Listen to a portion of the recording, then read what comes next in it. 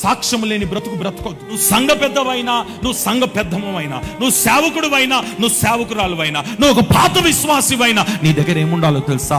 సాక్ష్యం ఉండాలి. విశ్వాసి నిన్ను చూసి ఎంత మంచోడండి, మా కొరకు ప్రార్థన చేస్తున్నాడండి, మాకెంతో సహాయం చేసినాడండి అనాలే కానీ మమ్మల్ని మోసం చేసినాడండి అన్నారే అనుకో. నీ గురించి ఏది నీ సాక్ష్యం? ఇప్పుడు ఆ సాక్ష్యం లేని నిన్ను నా దేవుడు నా కుమారుడు అని అంటాడా? నా కుమార్తె అని దేవుడు అంటాడా? ఈ సాక్ష్యం లేకుండా మనం ఎంత మందిరానికి వచ్చి, ఎంత భక్తి చేసి, ఎన్ని కానుకలు ఇచ్చినంత మాత్రం దేవుడు యాక్సెప్ట్ చేస్తాడు అనుకుంటున్నారా? నీ సొమ్ము దేవుడికి అవసరం లేదు, నీ సాక్ష్యం కావాలి దేవునికి. కట్టలు ఇచ్చేస్తున్నాను, దశం భాగం అయ్యగారు లైన్ లో పెట్టుకున్నాను. అయ్యగారు లైన్ లోకి వస్తాడు కానీ పైన లైన్ లోకి వస్తాడా? పైన లైన్ లో పెట్టాలంటే కట్టలతో లైన్ లో పెట్టడం కాదు, సాక్ష్యముతో లైన్ లో పెట్టు. దేవుని యొద్ద సాక్ష్యము సంపాదించుకోండి. సంఘం సాక్ష్యం చెప్పాలి, సేవకుడు సాక్ష్యం చెప్పాలి. అప్పుడు దేవుడు నీ గురించి మంచి సాక్ష్యం చెప్తాడు.